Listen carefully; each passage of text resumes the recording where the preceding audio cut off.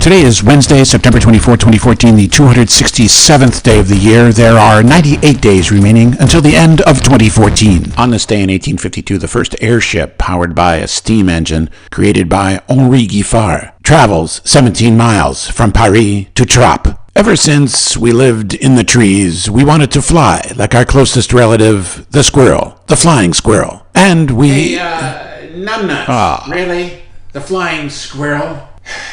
Where'd you get that? The flying squirrel, not our closest relative. No? You don't think they'll buy it? I don't think so. Okay, we wanted to live like our closest relatives, the flying monkeys. Hot air balloons were used as early as the 3rd century of the Christian era in China as airborne signals in warfare. Naturally, you could have guessed that. Known as the Kongming lanterns. Paper envelopes with a light rigid structure raised aloft by a burning wick, which also created its illumination. A fire hazard today. Don't try this at home. British hot air balloonist Julian Knott demonstrated that hot air balloons carrying human observers could have been used to guide ground-based engineers in constructing the Nazca Desert geoglyphs in southern Peru, circa 400 AD, more than 1600 years ago. In 1785, the Frenchman Jean-Pierre Blanchard sails a hot air balloon across the English Channel. It's a little amazing flight takes such a long time to develop as an industry. Blanchard uses a hand-crank propeller and flapping bird-like wings to move the thing along. The flight from England across the Channel to France takes about 2.5 hours. Blanchard is accompanied on his flight by the American Dr. John Jeffries, just in case, we need some medical assistance. Henri Giffard, more than 60 years later, builds a football-shaped hydrogen-filled dirigible,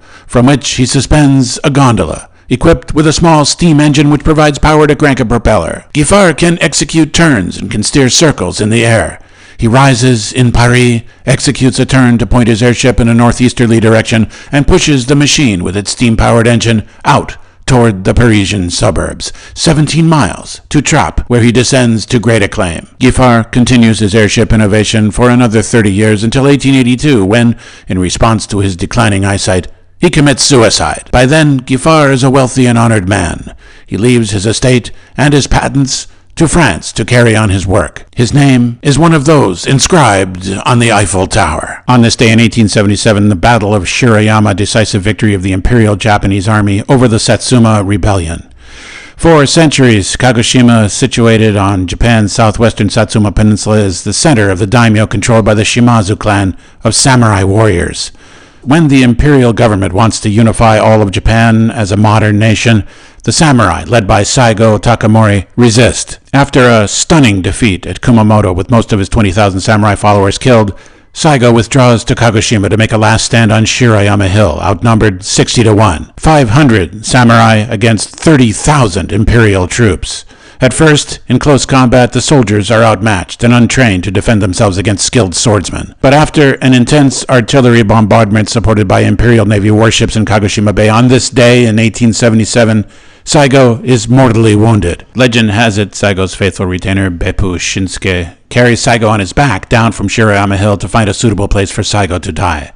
Subsequent evidence indicates Saigo has already died from his wounds when Beppu ritually beheads him so that he might die with dignity, according to Bushido code. Saigo Takamori today is known and revered throughout Japan as the last true samurai. The most famous statue of him is in Tokyo's Ueno Park, depicting Saigo with his beloved little dog by his side. It's said that in better days, Saigo often walked his dog there. One internet commenter, a character named Steven Schroeder, who apparently visited this statue in Tokyo earlier this year, took the time to say, the restaurant there in this park, in the pavilion, is excellent. It serves only lunch, I believe, but the environs and staff are great, as well as the food, which is laid out buffet style. Great place to eat on your way from or to the palace grounds. On this day in 1950, intense muskeg fires in Alberta blanket the Northeast, including New England, with smoke that blacks out the sun and creates a blue moon that can be seen as far away as Europe. A blue moon can refer to a second full moon within a month. Metaphorically, once in a blue moon refers to an unusual occurrence.